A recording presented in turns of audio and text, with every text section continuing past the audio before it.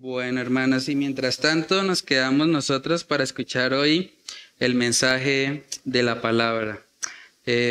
Bueno, como hemos venido hablando y como pueden darse cuenta también por la temática y la decoración que tenemos el día de hoy, estamos celebrando un hecho muy especial, y es que hoy estamos recordando la gracia que el Señor ha tenido para con nosotros, para con Bucaramanga, al permitir que hace 9 años, por la gracia de Dios, el pastor Aaron Vance viniera a esta iglesia y pudiese plantar esta primera obra que realmente ha tenido cualquier cantidad de luchas o dificultades, pero en medio de todo hemos podido contemplar y experimentar la luz, la gracia y la misericordia de Dios en nuestras vidas. Entonces, hoy vamos a hacer una pausa en el estudio que veníamos realizando sobre el libro de Génesis para hablar un poco acerca de lo que es la iglesia.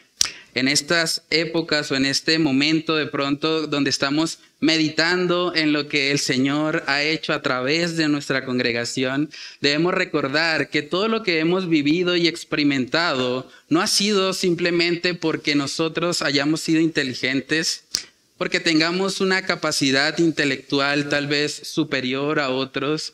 Ha sido simple y llanamente por la gracia y la misericordia de Dios que hoy estamos acá. Saben que la iglesia no es una idea humana.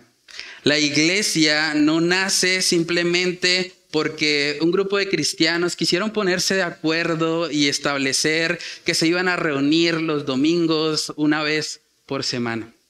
Cuando nosotros nos vamos a la Escritura, podemos contemplar y ver que la iglesia es importante porque Cristo mismo la estableció. Cristo fue la persona que por primera vez en las Escrituras habló de la iglesia, y eso es justamente lo que vamos a estar repasando en esta mañana. Hoy vamos a ver Mateo capítulo 16, versículos del 13 al 18. Mateo 16, verso 13 dice: viniendo Jesús a la región de Cesarea de Filipo, preguntó a sus discípulos diciendo: ¿quién dicen los hombres que es el Hijo del Hombre? Ellos dijeron: unos Juan el Bautista, otros Elías, y otros Jeremías o alguno de los profetas. Él les dijo: ¿y vosotros quién decís que soy yo? Respondiendo Simón Pedro dijo: tú eres Pedro, eres el Cristo, el Hijo del Dios viviente. Entonces le respondió Jesús: bienaventurado eres, Simón, hijo de Jonás, porque no te lo reveló carne ni sangre, sino mi Padre que está en los cielos. Y yo también te digo que tú eres Pedro, y sobre esta roca edificaré mi iglesia, y las puertas del Hades no prevalecerán contra ella. Vamos a orar. Padre, queremos pedirte, Señor, que tú nos ayudes a poder contemplar en esta mañana la importancia que tiene la iglesia. Ayúdanos a recordar, Señor, que la iglesia no es una idea humana.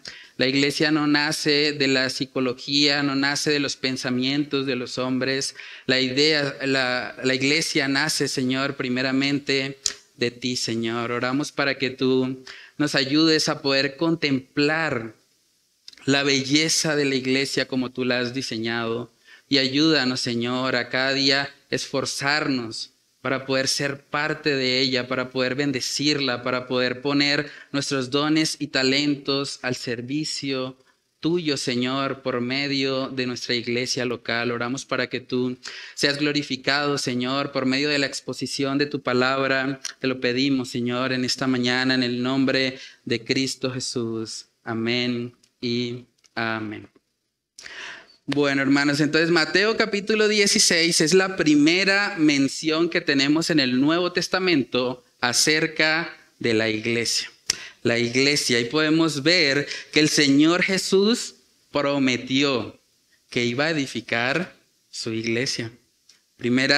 Mateo capítulo 16, verso 18 dice: y yo también te digo que tú eres Pedro, y vamos a hablar un poco más acerca de eso. Y dice: y sobre esta roca edificaré mi iglesia, y las puertas del Hades no prevalecerán contra ella. El primer punto en esta mañana es que Jesús prometió edificar su iglesia. La iglesia fue algo que el Señor mismo estableció. Y es interesante porque sobre todo en el contexto de la iglesia tradicional, el catolicismo romano, se utiliza muchas veces este pasaje para decir que Pedro fue el primer papa, o que de alguna manera debería haber una sucesión apostólica y que debería la iglesia tener una cabeza enfocada en un hombre en particular. Pero aquí en Mateo capítulo 16, cuando se utiliza la palabra Pedro, en el idioma original es la palabra Petros. Y Petros significa piedra pequeña. Piedra pequeña. Y luego en el mismo versículo cuando dice, y sobre esta roca, la palabra en el original es Petra.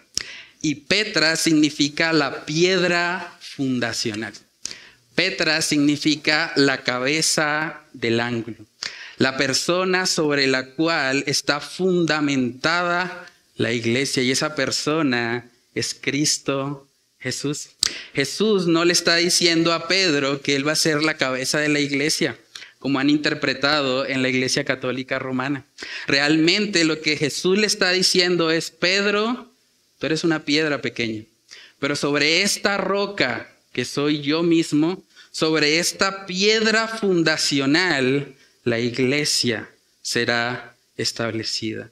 Yo mismo me encargaré de edificarla, está diciendo el Señor.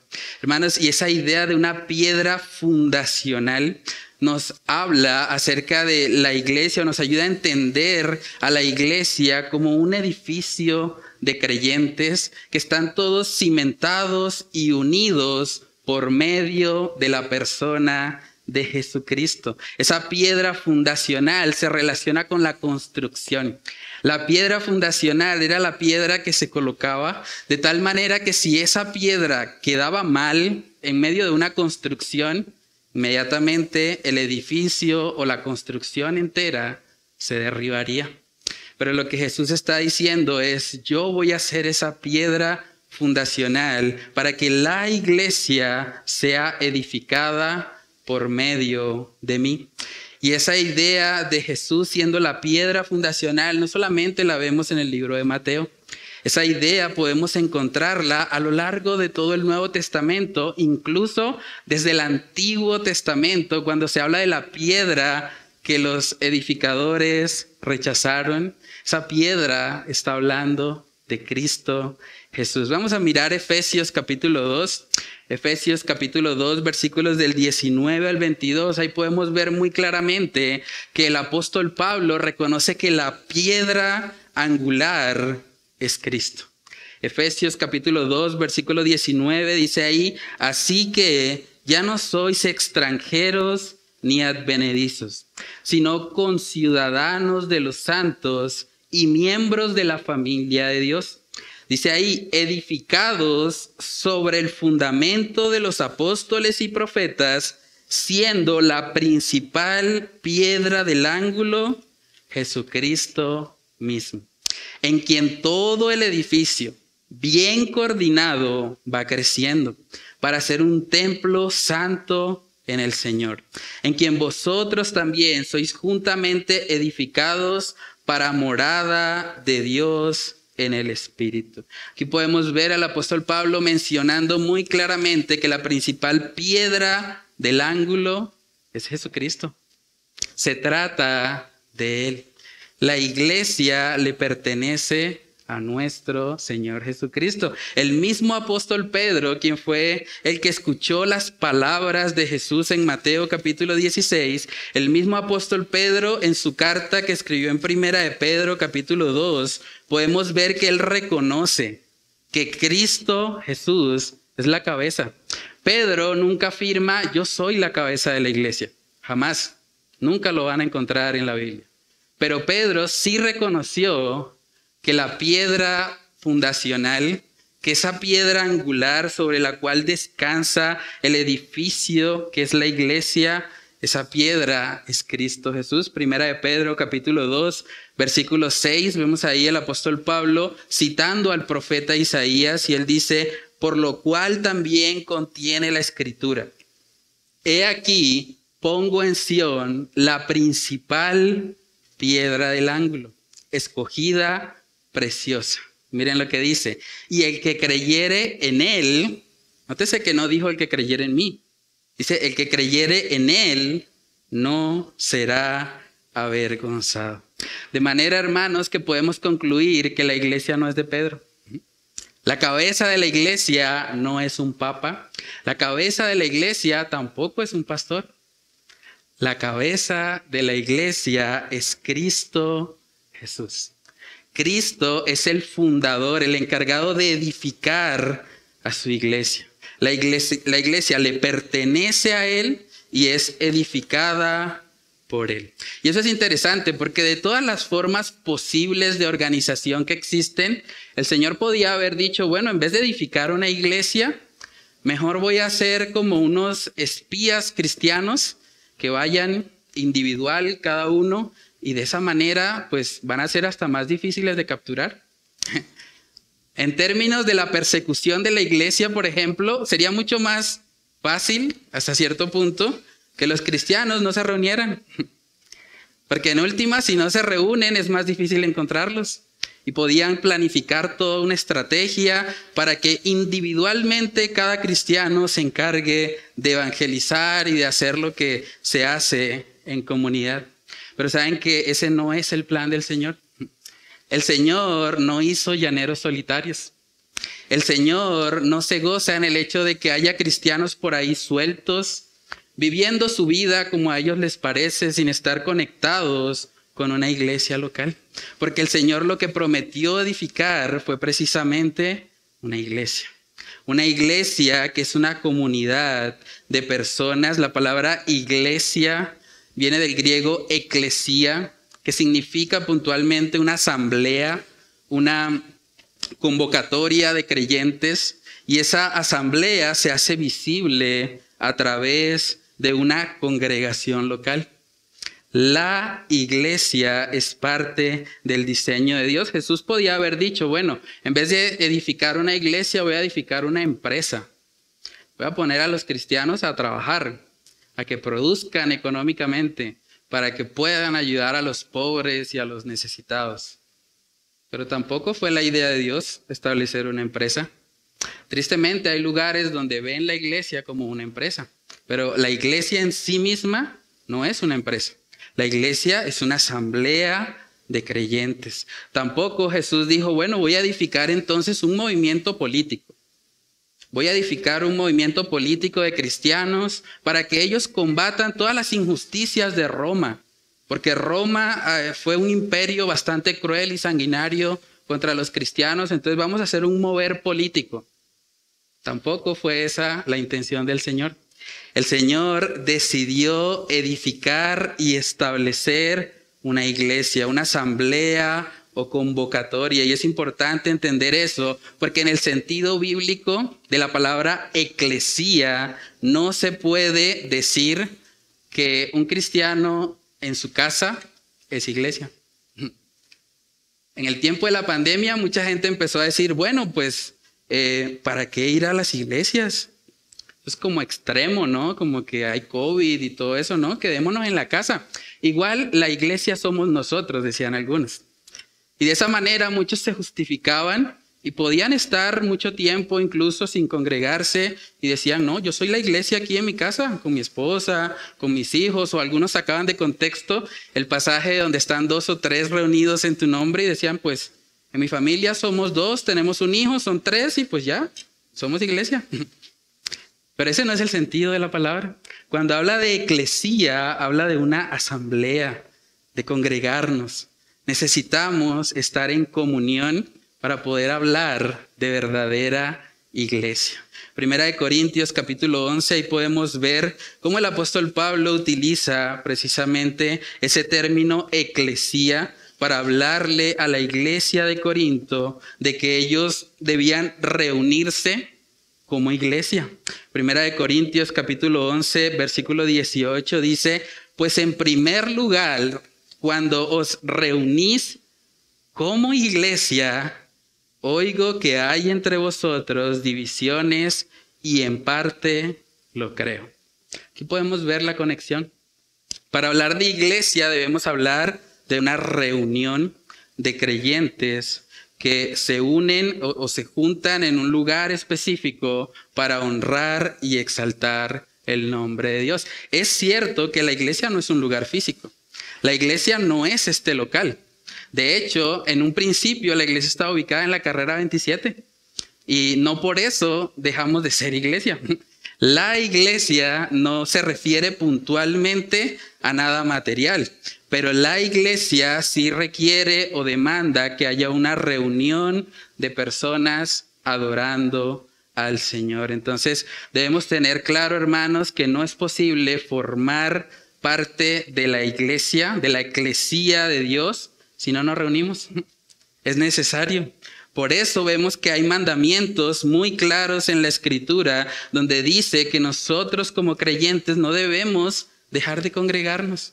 Porque cuando usted deja de congregarse, usted deja de participar de lo que Cristo mismo prometió que iba a edificar, la iglesia.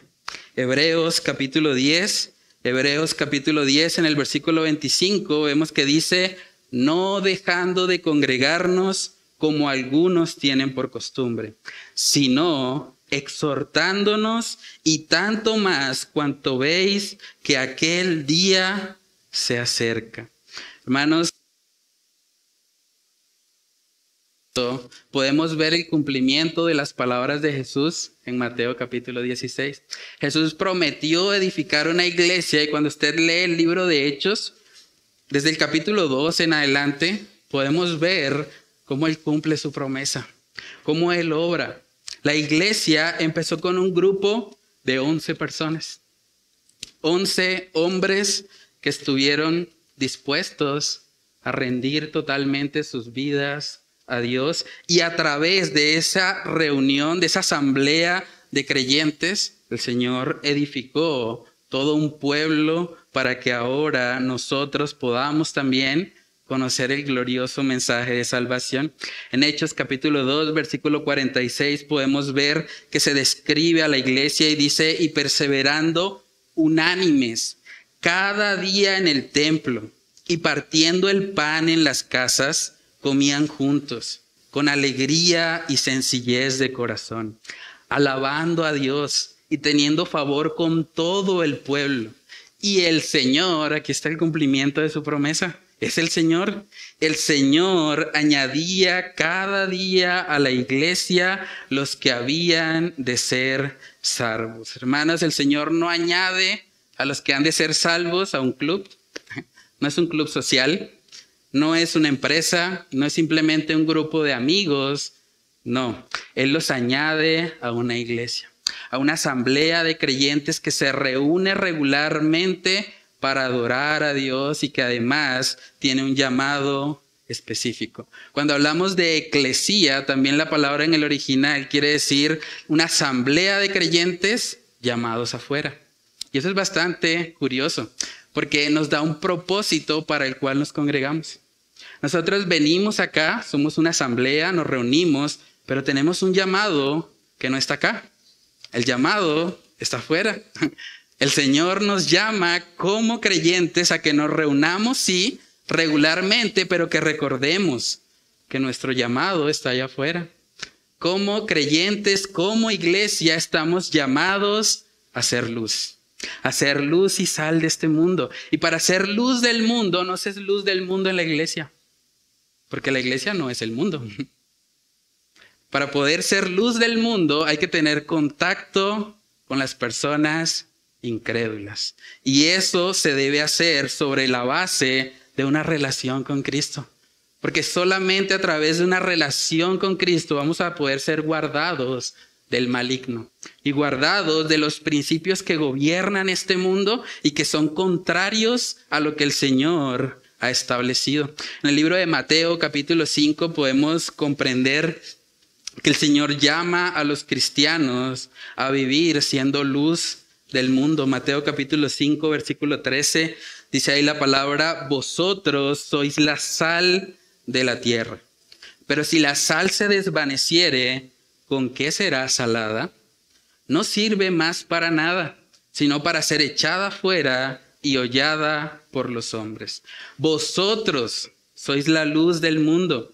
Una ciudad asentada sobre un monte no se puede esconder, ni se enciende una luz y se pone debajo de un almud, sino sobre el candelero, y alumbra a todos los que están en casa.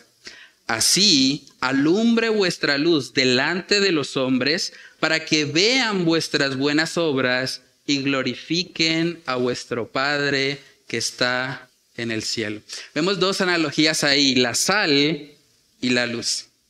La sal y la luz, para poder ejercer el efecto que cada una tiene, debe entrar en contacto con algo diferente a ella misma. Me explico. Una persona no puede ser luz si está rodeada solo de creyentes que también son luz. O una persona no puede ser sal si está metida en un salero, donde todos, en últimas, también son sal.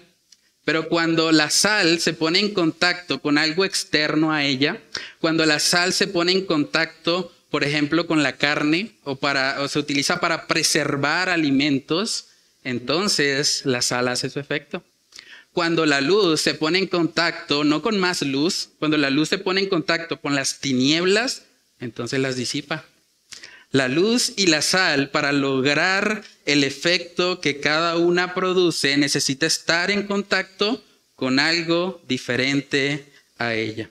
Entonces, hermanos, como creyentes, como iglesia, debemos entender esto. Saben que nosotros como iglesia nos llamamos Iglesia Bíblica Bautista El Faro. Y la razón por la cual tenemos ese nombre, El Faro, es porque el faro representa lo que cada creyente debe ser. Usted, si está aquí hoy, usted está llamado por Dios, no solamente a venir cada domingo y congregarse acá con nosotros, sino que usted está llamado por Dios a ir allá afuera y a hacer luz. Y a predicar este mensaje. Y a no quedarse callado ante un mundo que cada vez intenta con mayor hostilidad ir en contra a los principios que el Señor ha establecido. Saben que una de las razones por las cuales nosotros como iglesia procuramos salir por lo menos una vez al mes es porque ese es nuestro llamado. Si nosotros no estamos activamente evangelizando, no tenemos derecho a llamarnos iglesia. Porque la iglesia tiene un propósito y el propósito de ella es ir a las naciones y proclamar el mensaje de la salvación. Saben que por la gracia de Dios como iglesia hemos podido evangelizar en fundaciones, hemos podido evangelizar en parques, hemos podido evangelizar en hogares geriátricos, en lugares donde hay estudios bíblicos, en Café Madrid, en Girardot, en el Mutis, aquí mismo también, en San Alonso. ¿Y por qué hacemos eso? ¿Por qué un domingo en la tarde, en vez de estar en la casa, viendo televisión o haciendo cualquier otra cosa, por qué apartamos un tiempo para eso? Hermanos, porque es nuestro llamado.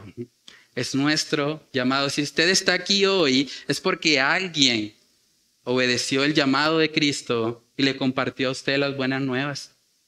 Alguien decidió incomodarse un poco para que usted hoy pudiese estar acá. Para que usted escuchara el mensaje que transformó su vida, que le hizo una nueva criatura y que le permitió ahora estar buscando adorar y exaltar el nombre de nuestro Dios. Entonces, hermanos, debemos entender que la iglesia tiene un propósito. Y el propósito es que podamos ir y hacer discípulos a las naciones. Mateo capítulo 28 es un texto muy conocido. Mateo 28, versículos del 18 al 19, dice ahí la palabra: y Jesús se acercó y les habló diciendo: toda potestad, miren la introducción de esto, toda potestad me es dada en el cielo y en la tierra. Por tanto, id y haced discípulos a todas las naciones, bautizándolos en el nombre del Padre y del Hijo y del Espíritu Santo. Por tanto, id. Nótese que no dice, por tanto, esperen a que lleguen. Esperen a que Dios los traiga a la iglesia. No, dice, vayan, muévanse. Ustedes, como discípulos míos, tienen que ir y tienen que estar confiados en que el que los está enviando tiene toda potestad, tanto en el cielo como en la tierra. Por lo tanto, por la autoridad de Cristo podemos ir. Imagínense lo difícil que debió haber sido para estos 11 hombres escuchar este mensaje. Señor, ¿cómo? ¿A las naciones? ¿Estás seguro? A todas las naciones. Pero Señor, no tenemos ni aviones. O sea, los barcos, la mayoría se hunden en el camino. No tenemos muy desarrollada esa tecnología. Señor, pero ¿cómo vamos a ir a todas las naciones? ¿Y en qué momento vamos a aprender otro idioma? Si ellos hablan idiomas que no entendemos. ¿Saben que Jesús por eso les recuerda? No, es que ustedes no van a ir en sus propias fuerzas. Yo sé que ustedes son incapaces. Ustedes en sus propias fuerzas van a desistir, se van a rendir al primer problema. Pero recuerden que yo los envío. Toda potestad me es dada en el cielo y en la tierra. Yo gobierno todo lo que existe. El cielo y la tierra están gobernados por mí, así que vayan. Por tanto, vayan. No saben cómo Dios va a obrar, no saben cómo Dios va a permitir que las naciones escuchen este mensaje, pero de eso se trata. Porque tal vez si lo supieran, caerían en autosuficiencia, creyendo que son muy capaces, que son muy inteligentes. Pero en medio precisamente de ese temor que probablemente ellos estaban sintiendo, Jesús les dice, vayan y hagan discípulos. Y confíen en que yo voy a estar con ustedes todos los días hasta el fin del mundo. Hermanos, debemos comprender esto. Es una verdad necesaria en nuestras vidas. Yo creo que una de las mentalidades que más ha hecho daño a nuestra sociedad es la idea de pensar que la iglesia solamente tiene un llamado de puertas para adentro. Tristemente ha sucedido mucho.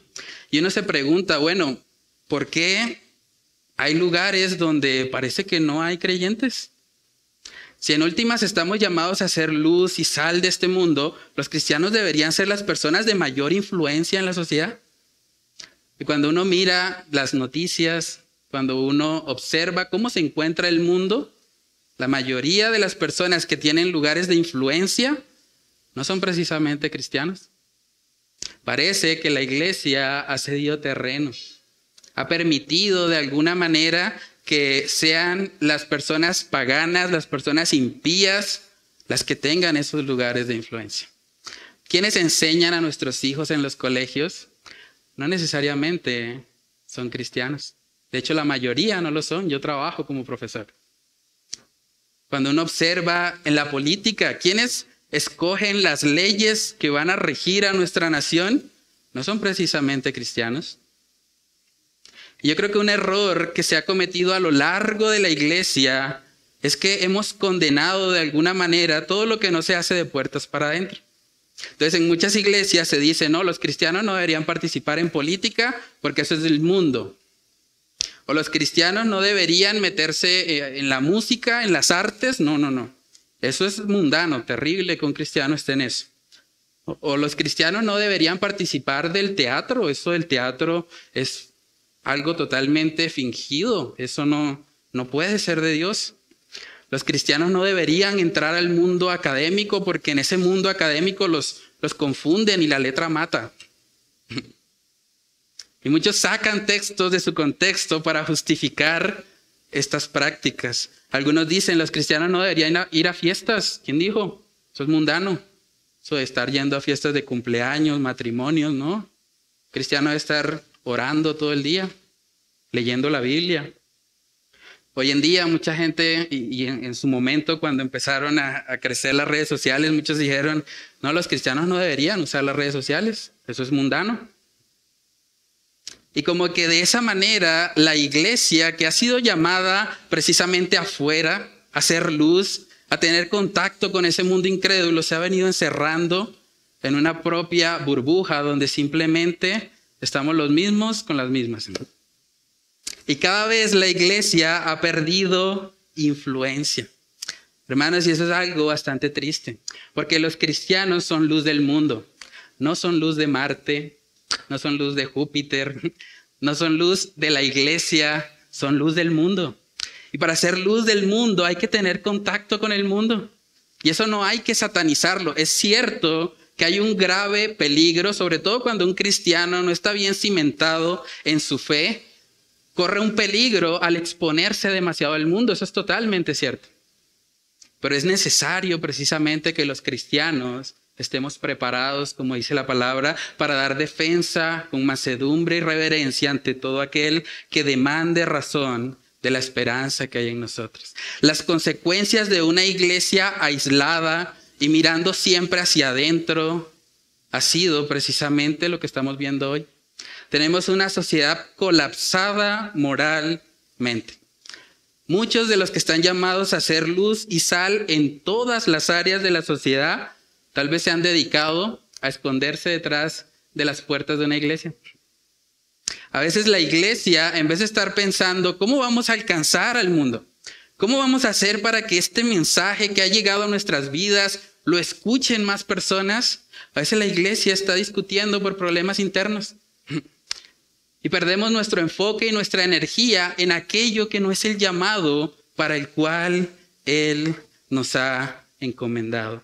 Hermanos, las personas de mayor influencia de nuestra sociedad no deberían ser los miembros de la comunidad LGBTI. Las personas de mayor influencia no deberían ser los ateos. No deberían ser los agnósticos, los materialistas, los psicólogos. Las personas de mayor influencia deberían ser cristianos. Deberían ser cristianos. Los principios bíblicos o la llamada ética de trabajo cristiana produce ciudadanos ejemplares. Imagínense un hombre con una cosmovisión bíblica, un hombre que ame al Señor y que pueda estar tal vez en el Congreso de Colombia y que pueda hablar tajantemente y bíblicamente acerca de aquello que va en contra a la palabra de Dios. Sería una gran bendición. Imagínense que a sus hijos, en vez de enseñarle biología, un profesor ateo, agnóstico, un profesor evolucionista, le enseñara a un cristiano. Imagínense lo bueno que sería eso. Que en los colegios, que en las artes, que la música que escuchamos, que nos disgusta tanto porque vemos que cada vez es más explícita, cada vez es más contraria al Señor. Qué bueno que la música que escucháramos honrara a Cristo.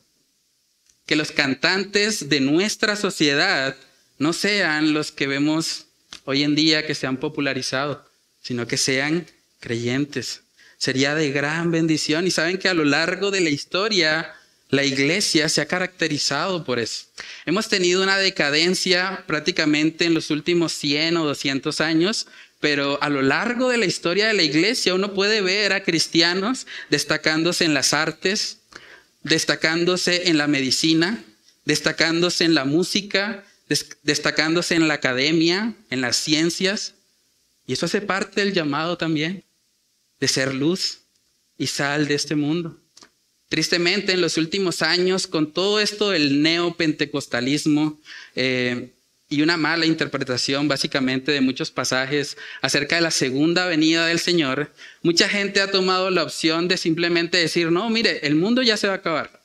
Eso está cada vez peor. Si usted mira, los jóvenes son cada vez más mundanos, más pecadores, entonces eso usted no estudie, no trabaje, no invierta, no, venda todo eso. Venda todo lo que usted tiene y simplemente váyase a la iglesia a orar porque Cristo viene pronto. Y tristemente, incluso acá en Colombia ha sucedido.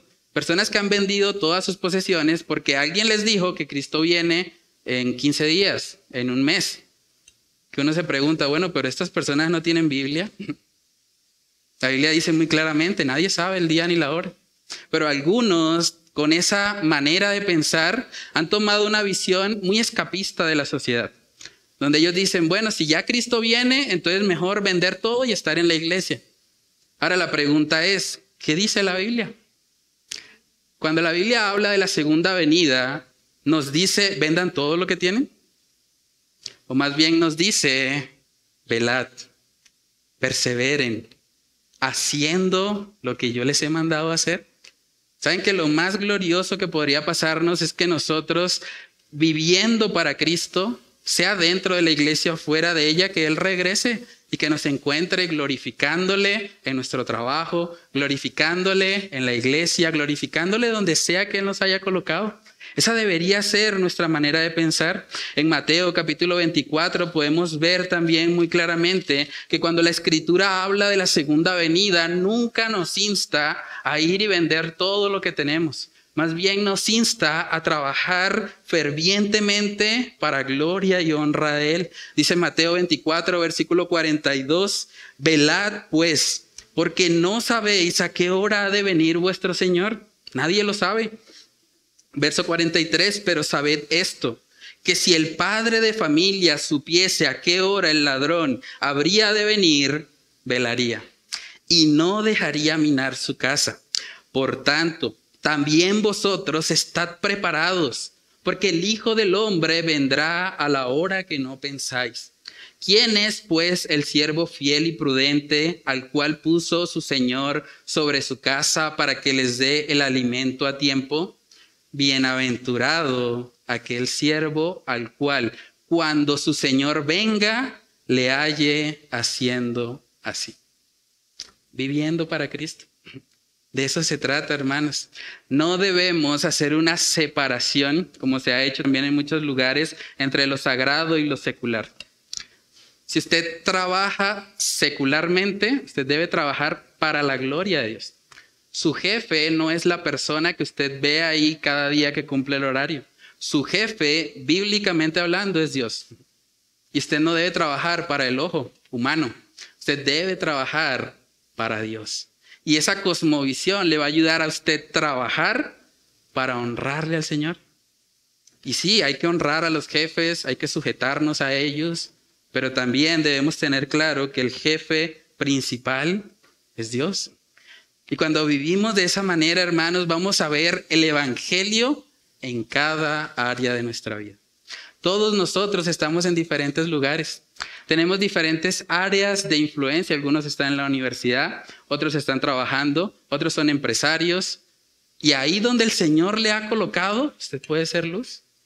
Y es el llamado que Dios le hace. Ser iglesia implica que nos congregamos, nos reunimos, entendiendo que tenemos un llamado hacia afuera. El apóstol Pablo en 2 de Timoteo capítulo 4, terminando precisamente de hablar de su vida cristiana, sabiendo que ya lo que le esperaba era muy poco, él dijo las siguientes palabras. Él dijo, he peleado la buena batalla, he acabado la carrera, he guardado la fe. Por lo demás, me está guardada la corona de justicia, la cual me dará el Señor juez justo en aquel día. Y no solo a mí, sino también a todos los que aman su venida. El verdadero cristiano anhela el encuentro con Dios. Ama su segunda venida. Ojalá el Señor viniera hoy. Sería una gran bendición para los cristianos. Sería terrible para los incrédulos, pero para nosotros sería la mayor bendición que podemos experimentar. Pero el hecho de que Jesús viene por segunda vez no es una excusa para ser negligentes en nuestro llamado. No es una excusa para nosotros simplemente dejar de hacer lo que Él ya nos ha mandado hacer. Hermanos, en los tiempos bíblicos, uno de los principales usos de la sal era preservar los alimentos. En ese contexto, ellos no tenían refrigeración. Entonces, si yo quería guardar un pedazo de carne sin que se pudriera, pues lo que iba a hacer básicamente es tomar la carne y ponerla en contacto con la sal. Y de esa manera el alimento se podría preservar. La sal tenía esa función en el contexto en el que Jesús está hablando. Ahora, tristemente, lo que vemos en nuestra sociedad, por así decirlo, es una sociedad que se ha podrido por ausencia de esa sal, por ausencia de aquellos que están llamados a preservar los valores que Dios ha establecido en tu palabra, en su palabra. Hermanos, debemos despertar como iglesia. Debemos entender que tenemos un llamado. Toda la putrefacción moral que vemos allá afuera, no podemos justificarla simplemente diciendo, esta generación es terrible. Muchas veces como cristianos caemos en repetir eso. Es que esta generación está cada vez peor. Es que hace poquito hubo una marcha de la comunidad LGBTI, eso, el mundo se va a acabar, estamos en Sodoma y Gomorra. Y es cierto, vivimos en tiempos de pecado, en tiempos donde la gente es cada vez más abierta y más descarada en cuanto a ir en contra de los principios de Dios. Pero también debemos preguntarnos dónde está la iglesia. ¿Dónde estoy yo puntualmente como parte de ella? ¿Qué he estado haciendo yo para que la juventud en Bucaramanga conozca a Cristo? ¿Qué he hecho yo específicamente para que mis compañeros de trabajo, que tal vez se van todos los fines de semana a tomar, para que conozcan a Cristo? ¿Qué he hecho yo para que mi vecino que vive al lado mío escuche el mensaje del Evangelio? Hermanos, no podemos desligarnos de la responsabilidad que tenemos de ser luz y sal de este mundo. Entonces, manera de reflexión, déjame preguntarte, ¿cómo vas con tu llamado de ser luz y sal? ¿Te has aislado totalmente del mundo? Es una tentación para muchos decir, el mundo está tan terrible que yo mejor por allá ni voy. Yo me voy a pasar todo el día en la iglesia mejor y así yo vivo apartado y santo. Pero si yo hago eso, estoy descuidando también algo que el Señor me pide hacer. Y es que debo ir. Debo hacer discípulos a las naciones. Entonces, hermanos, no podemos aislarnos como tampoco podemos caer en la trampa de volvernos igual al mundo. Hay iglesias también que han caído en eso. Entonces dicen, bueno, pues si en el mundo les gustan las luces, el humo, la discoteca, hagamos una reunión de jóvenes así, el mismo ambiente. Eso no significa ser luz del mundo. De hecho, eso significa ser igual al mundo. Pero para poder ser luz del mundo, yo debo ser sustancialmente diferente a él. Sustancialmente debe haber una diferencia. El mundo debe poder notar en nosotros que no somos iguales a ellos, que tenemos una motivación diferente. Entonces preguntémonos eso también. Tú que estás aquí hoy, pregúntate, ¿tú te comportas igual que el mundo? ¿Tú hablas igual que el mundo? ¿Las mismas expresiones, las mismas palabras soeces? ¿Tú hablas exactamente igual que ellos? ¿Tú te preocupas por las mismas cosas que el mundo se preocupa? Porque si es así, tenemos un grave problema también. Ser luz del mundo implica ser sustancialmente diferentes a él. Entonces, hermanos, la iglesia o los cristianos en general tenemos mucha responsabilidad delante de Dios. Cuando vemos la decadencia moral de nuestra sociedad, no podemos verlo como simplemente un problema de afuera. Es un problema también de nosotros. Como cristianos, tal vez no hemos cumplido con este llamado que el Señor nos hace. Entonces, a manera de resumen, hemos visto que la iglesia es idea de Dios. Jesús prometió que Él la edificaría sobre Él mismo. Por lo tanto, la iglesia le pertenece a Él. La iglesia también se manifiesta por medio de la congregación de los santos, pero su llamado principal es ser luz y sal afuera. Hemos visto también que ser luz del mundo implica que debe haber una diferencia sustancial entre nosotros y el mundo incrédulo. También hemos visto que debemos llenarnos continuamente de la palabra de Dios para poder contrarrestar todas las ideologías que este mundo enseña. Ahí en Mateo capítulo 16 también podemos ver un detalle muy interesante. En Mateo capítulo 16, finalizando el versículo, vemos que aparece una expresión en la que el Señor dice, y las puertas del Hades no prevalecerán contra ella. Y eso es interesante porque las puertas no son instrumentos de ataque. ¿Para qué se usa una puerta generalmente? Para proteger, ¿cierto? La puerta es como un mecanismo de defensa más bien. Lo que está diciendo el Señor es que Él va a edificar a su iglesia y que las puertas del Hades no prevalecerán contra ella. Es decir, Satanás y sus secuaces están tratando de detener el avance de la iglesia. Están ahí colocando esas puertas del Hades y el Señor promete y dice, no se preocupen, que las puertas del Hades no van a prevalecer. Si ustedes están conmigo, si ustedes están siendo edificados bajo la roca firme que es Cristo, pueden estar seguros de que las puertas del Hades no los detendrán. Ustedes van a poder ir y hacer discípulos. Van a poder ser usados por mí para que más personas incrédulas vengan rendidas a los pies de Cristo. Por eso el segundo punto que vamos a ver en esta mañana es que la iglesia triunfará contra el Hades. La iglesia triunfará contra el Hades, hermanos. Eso debería ser motivante para nosotros. Imagínense por un momento que alguien viene del futuro y de repente llega acá a la iglesia y nos dice, ¿saben qué? La iglesia va a ganar. O sea, la iglesia al final va a haber una explosión de conversiones, va a haber personas adorando al Señor, va a ser una cosa impresionante. Mejor dicho, ustedes van a tener la victoria contra el Hades. Si usted se enterara de eso, ¿cómo reaccionaría hoy? ¿Cómo viviría su cristianismo hoy?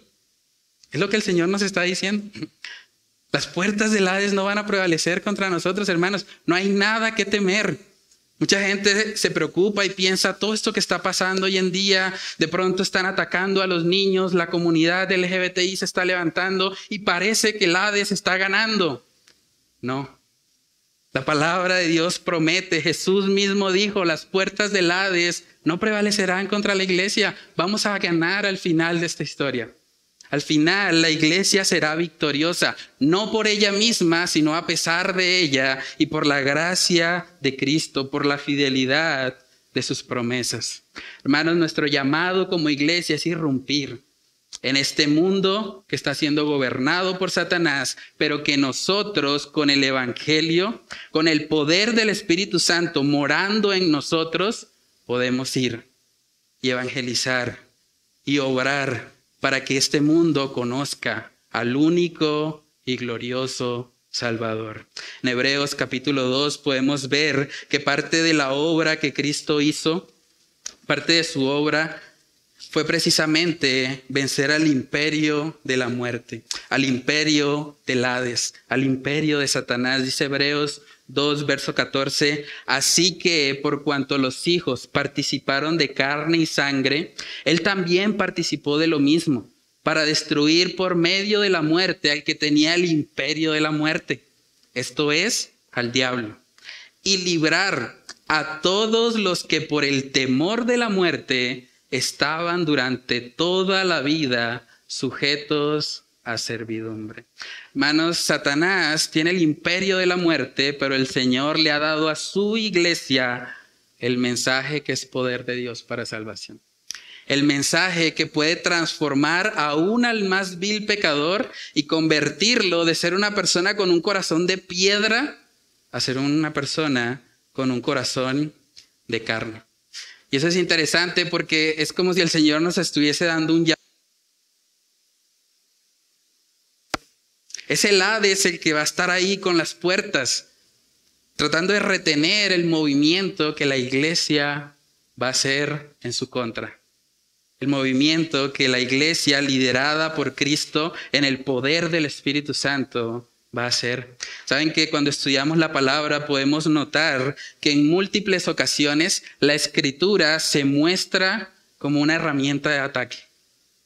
No como una herramienta de defensa, sino más bien de ataque. Dice en Hebreos capítulo 4, en el versículo 12, dice, porque la palabra de Dios es viva y eficaz, y más cortante que toda espada de dos filos, y penetra hasta partir el alma y el espíritu, las coyunturas y los tuétanos, y discierne los pensamientos y las intenciones del corazón. ¿A quién le ha sido delegada la palabra de Dios? A la iglesia.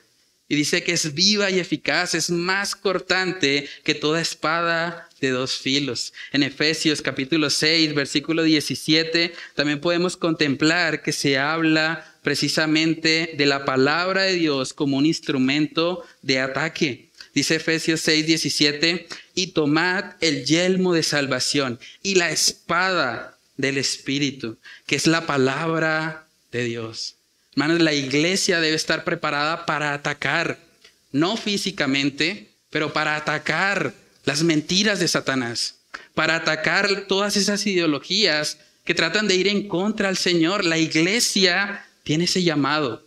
de irrumpir en ese gobierno de Satanás y mostrarle al mundo dónde pueden encontrar salvación. Hermanos, tristemente cuando uno mira las estadísticas en Bucaramanga, en su área metropolitana, no son para nada alentadoras. Las estadísticas nos muestran que hay mucho trabajo que hacer. Somos una iglesia relativamente pequeña, pero en el poder del Espíritu Santo podemos transformar mucho de lo que les voy a mostrar en un momento. ¿Sabían que en Bucaramanga hay una población estimada de 600,000 habitantes? Según el último censo que se realizó en el año 2020, si incluimos el área metropolitana, serían aproximadamente 1.200.000 personas. Pero cuando uno mira las estadísticas acerca de lo que creen esas personas, puede notar que el 82% de los bumangueses dice ser católico. Solamente el 15% de la población se identifica como cristiano y eso implica todas las denominaciones. Testigos de Jehová, mormones, personas que tal vez no están fundamentadas en la palabra. Entonces, la tarea que tenemos sigue siendo mucha. Hay muchas personas en Bucaramanga que no conocen el verdadero evangelio. ¿Saben que la edad de inicio de consumo de drogas en Bucaramanga es de 7 años? Eso es bastante triste. A los 7 años, los niños están empezando a probar por primera vez las drogas en Bucaramanga. Y es algo que debería llevarnos a reflexionar.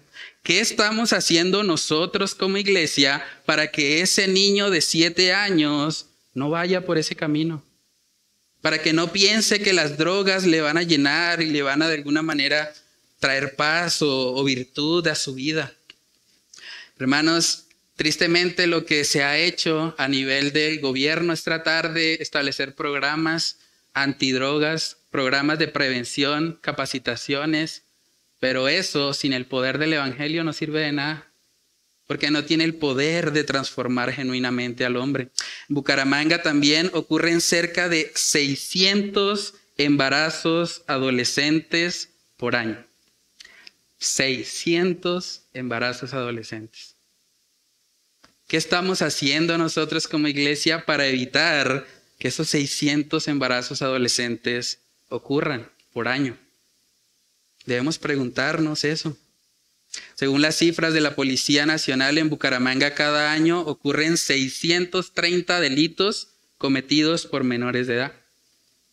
630 delitos cometidos por gente menor de 18 años. Y uno dice, ¿pero qué está pasando? ¿Por qué está sucediendo eso? Eso quiere decir que más o menos cada 12 horas la policía arresta a un menor. Cada 12 horas la policía está arrestando a un menor de edad por un delito.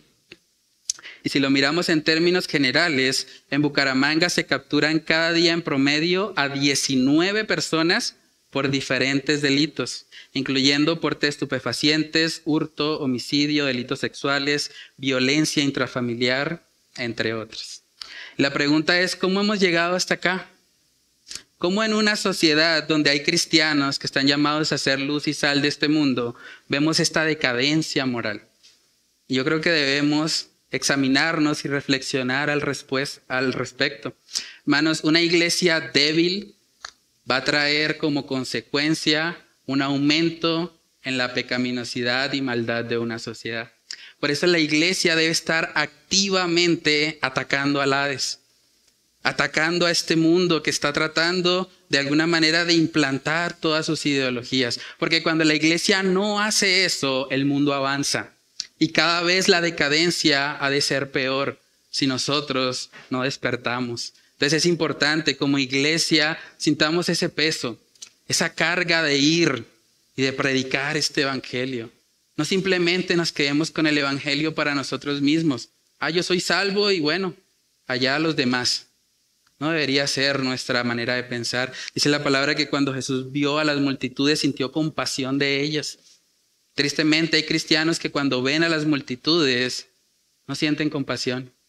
Cuando ven a las multitudes más bien piensan, se lo merecen. Ojalá descienda fuego del cielo y los acabe.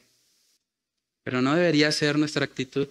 Pastor Charles Spurgeon dijo en una oportunidad: oh soldados de Cristo, desenvainen sus espadas, levántense otra vez por Dios y su verdad, para que el evangelio de la gracia de Cristo sea predicado en todo lugar. Sea predicado en todo lugar. La carga que debería consumir nuestros corazones es por qué hay personas que no conocen esto. ¿Por qué hay personas que no están viviendo para Cristo? Yo debería poder sentir eso, ese peso, esa carga, porque somos iglesia y no somos un club, no somos simplemente los mismos con las mismas todo el tiempo. Somos personas que anhelamos fervientemente la salvación de aquellos que no han conocido al Mesías, aquellos que no han conocido al Salvador. Hermanos, Mateo capítulo 28, vamos a leerlo nuevamente.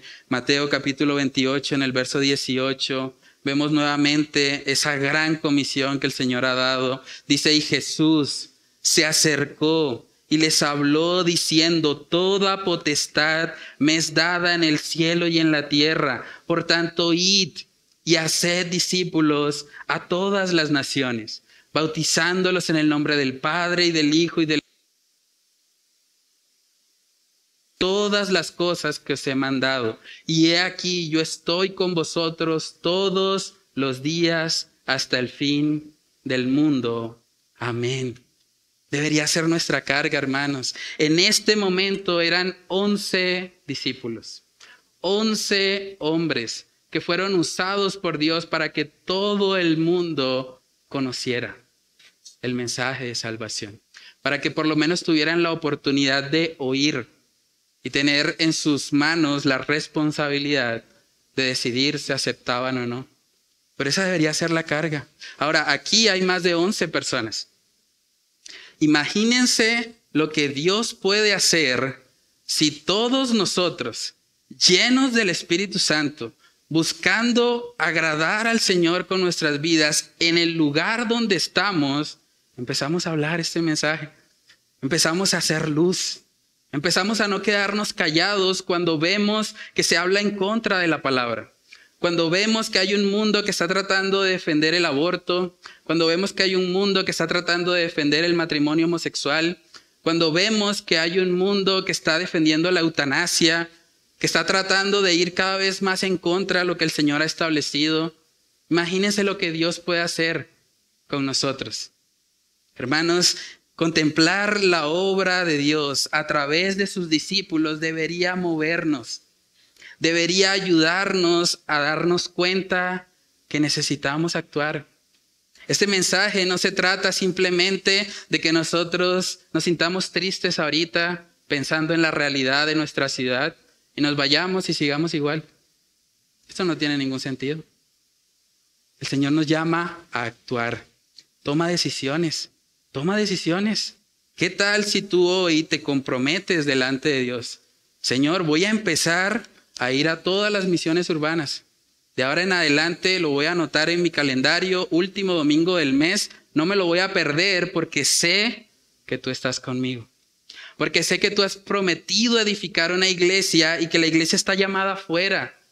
Y yo sé que en mis propias fuerzas no soy capaz, pero si tú vas conmigo y has prometido que irás conmigo, entonces puedo hacerlo. Entonces puede empezar a ocurrir un cambio. Y quiera el Señor que esta iglesia sea usada para que Bucaramanga sea transformada. Si el Señor lo hizo con 11 hombres, ¿por qué no lo puede hacer con nosotros? ¿Por qué no puede usar a esta congregación pequeña, débil, frágil, para que vaya afuera y muestre las virtudes de Cristo y bumangueses y no bumangueses residentes acá puedan conocer a Cristo, puedan ser salvos? Yo creo que Dios puede hacer eso. El mismo Dios que estuvo con los 11 discípulos, que les estuvo acompañando en el libro de los Hechos, que permitió un gran avivamiento, es el mismo Dios que mora en nosotros hoy, el Espíritu Santo. Entonces, iglesia, levantémonos. No vivamos más en pasividad. Necesitamos con urgencia ser luz y sal de este mundo. Si queremos ver una ciudad transformada, Si queremos ver un mundo que esté rendido a los pies de Cristo, como iglesia, no podemos estar en pasividad. Dice Efesios capítulo 5, versículos del 13 al 16. Dice ahí la palabra: mas todas las cosas son puestas en evidencia por la luz. Son hechas manifiestas porque la luz es lo que manifiesta todo. Por lo cual dice, y miren esto, está hablando una iglesia. Dice: despiértate tú que duermes, y levántate de los muertos, y te alumbrará Cristo. Mirad pues con diligencia cómo andéis, no como necios, sino como sabios, aprovechando bien el tiempo, porque los días son malos. Ante un mundo malvado, ante días malos, la reacción de los cristianos debe ser andar con diligencia, aprovechando bien el tiempo. Cada oportunidad que el Señor nos da, no la desaprovechemos. Prediquemos la palabra de Dios. Busquemos estrategias. Permitamos que el Señor nos use para que más personas puedan oír este mensaje. En Hechos capítulo 1 podemos ver también cuando el Señor Jesús estaba en su ascensión y los discípulos querían saber cuándo iba a ser el final de los tiempos. Miren lo que el Señor Jesús le respondió. Hechos capítulo 1, versículo 7 dice: y les dijo: no os toca a vosotros saber los tiempos o las sazones que el Padre puso en su sola potestad. Verso 8: pero recibiréis poder cuando haya venido sobre vosotros el Espíritu Santo, y me seréis testigos en Jerusalén, en toda Judea, en Samaria y hasta lo último de la tierra. Hermanos, el Espíritu Santo ya descendió. El poder que viene de Él ya mora en cada cristiano. Cada persona que genuinamente se ha arrepentido tiene poder por el Espíritu Santo que mora en él. Y ese Espíritu Santo en nosotros es el que nos va a ayudar a poder ser luz y sal de este mundo. Entonces, ¿qué tal si te comprometes? No conmigo, no con la iglesia, pero ¿qué tal si tú te comprometes con el Señor a empezar a ir?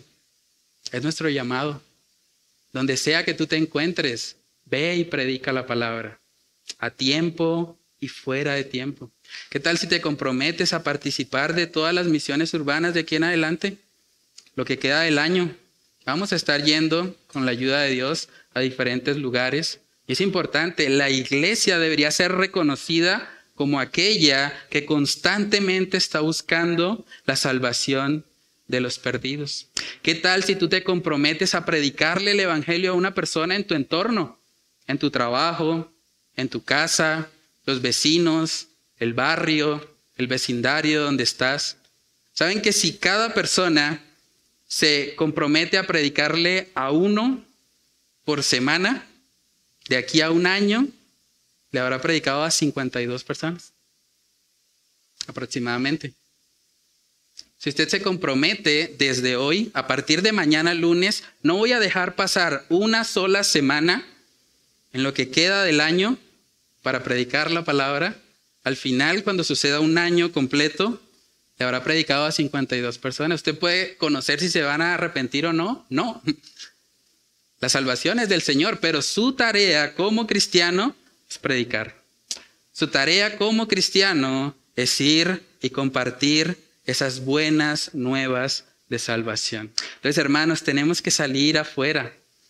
Tenemos que permitir que este mensaje impacte a nuestra sociedad, a nuestros familiares. Si queremos ver una sociedad donde sea evidente que Cristo está obrando, necesitamos que todos nos comprometamos con esa gran comisión. El tercer y último punto en esta mañana es que tú debes conocer la luz para poder reflejarla. Tú debes conocer la luz para poder reflejarla. Es completamente imposible que siendo un incrédulo tú puedas ser luz de este mundo. Siendo una persona simplemente simpatizante, tú puedas ser luz. Es imposible. No vas a poder. Te vas a cansar, de hecho, de intentarlo. Pero si tú conoces la luz de Cristo, Y es interesante porque esa analogía habla mucho de lo que es la conversión. ¿Han estado en un cuarto oscuro donde no se ve absolutamente nada? ¿Qué pasa cuando una luz se enciende? Es un cambio total. Aquello que era totalmente oscuro, denso, no se veía absolutamente nada, cuando se enciende una luz, el panorama cambia totalmente. Y eso es lo que sucede cuando conocemos a Cristo, porque Él es la luz. Nosotros simplemente reflejamos lo que Él es. Juan capítulo 8, en el versículo 12, vemos que dice otra vez Jesús les habló diciendo: yo soy la luz del mundo. El que me sigue no andará en tinieblas, sino que tendrá la luz de la vida. Es Cristo en nosotros el que va a brillar. Es Cristo en nosotros el que va a permitir que podamos ser un verdadero faro. Un faro que muestre la luz de Cristo a este mundo incrédulo. De manera que, hermanos, esto no es un mensaje motivacional donde yo les estoy diciendo simplemente salgamos todos a evangelizar. Esto es un mensaje primeramente de arrepentimiento. Necesitamos a Cristo. Necesitamos que Él gobierne en nosotros para que bajo el gobierno de Él y en el poder del Espíritu Santo podamos ir y predicar este glorioso mensaje que nos ha transformado y que sabemos que tiene el poder de transformar aún al más vil pecador. Segunda de Corintios capítulo 5, versículos del 14 al 15, podemos ver al apóstol Pablo hablando de lo que el amor de Cristo debe producir en nosotros. Segunda de Corintios 5, verso 14 dice: porque el amor de Cristo nos constriñe. Dice en otras versiones, nos empuja, nos apremia, pensando esto, que si uno murió por todos, luego todos murieron. Y por todos murió, y aquí vemos el para qué. Para que los que viven ya no vivan para sí, sino para aquel que murió y resucitó por ellos. Pregúntate en esta mañana, ¿para quién vives? ¿Vives para ti mismo? ¿Para autosatisfacerte? ¿O vives para tu Salvador? Para aquel que murió y resucitó por ti. Romanos capítulo 12, versículos del 1 al 2, vemos que dice: así que, hermanos, os ruego por las misericordias de Dios que presentéis vuestros cuerpos en sacrificio vivo, santo, agradable a Dios, que es vuestro culto racional. No os conforméis a este siglo, sino transformaos por medio de la renovación de vuestro entendimiento, para que comprobéis cuál sea la buena voluntad de Dios, agradable y perfecta. Contemplar las misericordias de Dios debería producir en nosotros una vida en que vivimos como sacrificios vivos. Un sacrificio vivo, santo, agradable a Dios. Esa es la reacción lógica ante las misericordias de nuestro Dios. Y los cristianos deberíamos vivir así. Deberíamos vivir continuamente transformando nuestro entendimiento. Eso es parte de ser luz. No conformarnos a este siglo malo, sino ir a la palabra. Señor, el mundo está diciendo estas cosas, pero yo quiero saber qué dices tú. Yo quiero saber qué dice tu palabra. Yo no quiero ser moldeado por los estándares o los principios de este mundo caído. Yo quiero ser moldeado por lo que tú has dicho, por tu palabra. Yo quiero que sea ella la lámpara a mis pies y la lumbrera a mis caminos. Pero para que eso suceda, tú necesitas conocer a la luz. Tú necesitas reconocer que has estado en tinieblas. Y las tinieblas se hacen evidentes en ti por causa del pecado. Si tú eres honesto delante de Dios y observas los 10 mandamientos, tú debes reconocer que has pecado. Uno de los mandamientos dice: no mentirás. Y tú has mentido. Si no has mentido, estás mintiendo por decir que no lo has hecho. La realidad es que todos nosotros, dice la palabra, hemos pecado. Y estamos destituidos de la gloria de Dios. No hay justo ni aun uno. No hay quien entienda. No hay quien busque a Dios. Por eso el mensaje para ti hoy, si tú no has conocido la luz de Cristo, es ven.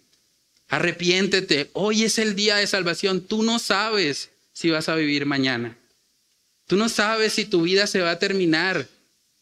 Ese joven que murió hace poco en un accidente en un puesto de control, él no estaba pensando probablemente en morirse. Él tenía planes, según lo que dicen las noticias.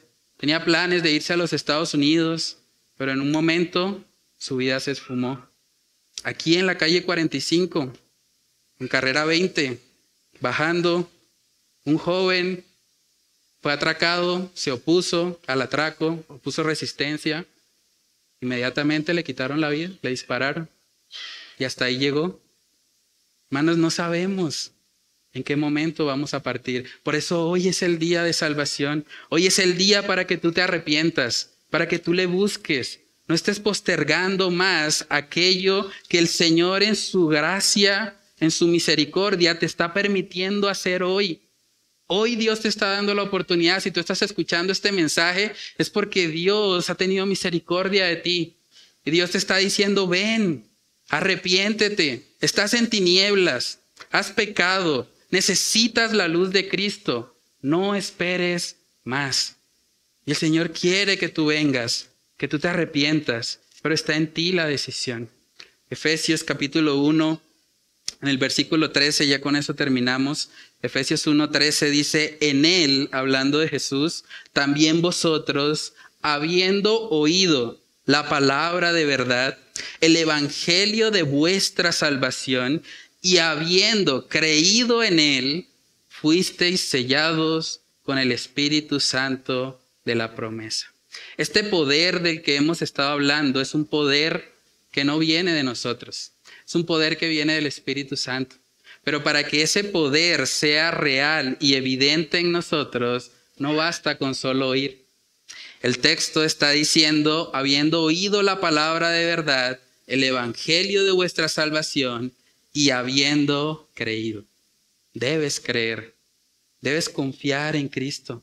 Solamente a través de una relación personal con Él, tú vas a poder ser usado, vas a poder ser un instrumento para que este mundo conozca las buenas nuevas de salvación. Entonces, hermanos, aquellos que no han conocido el mensaje, vengan a Cristo, arrepiéntanse. Aquellos que ya lo hemos conocido, vivamos una vida conforme al llamado que Él nos ha hecho.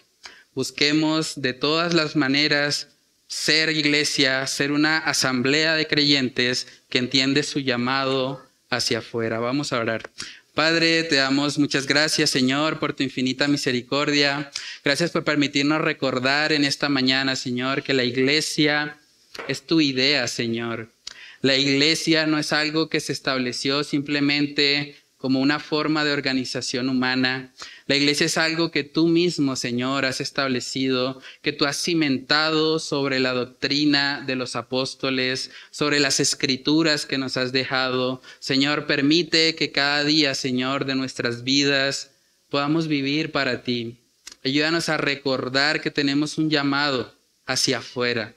Ayúdanos a recordar que allá afuera hay un mundo que no te conoce. Hay un mundo, Señor, que necesita escuchar el mensaje que un día nos transformó, que un día nos permitió pasar de muerte a vida. Ayúdanos a no ser indiferentes, Señor, ante un mundo que no te conoce. Ayúdanos a ver las almas con compasión. Ayúdanos a recordar que cada alma es eterna y que por lo tanto, Señor, está corriendo riesgo de pasar una eternidad sin ti. Aquellos que no te conocen. Padre, permite que nosotros seamos movidos, Señor, seamos constreñidos por tu palabra y que tú nos lleves a actuar. Ayúdanos a no ser simplemente oidores de tu palabra. Ayúdanos a ser hacedores. Ayúdanos a poner por obra lo que tú demandas de nosotros como iglesia. Que podamos ir y hacer discípulos ante este mundo que no te conoce y ante esta sociedad que cada vez está más corrupta y más alejada, Señor, de tu palabra y de tus principios. Señor, oramos que solo tú seas exaltado y que tu Espíritu Santo sea ayudándonos y capacitándonos para poder aplicar esta palabra a nuestras vidas. Señor, oramos todas estas cosas en el nombre de tu Hijo amado Jesús. Amén y amén.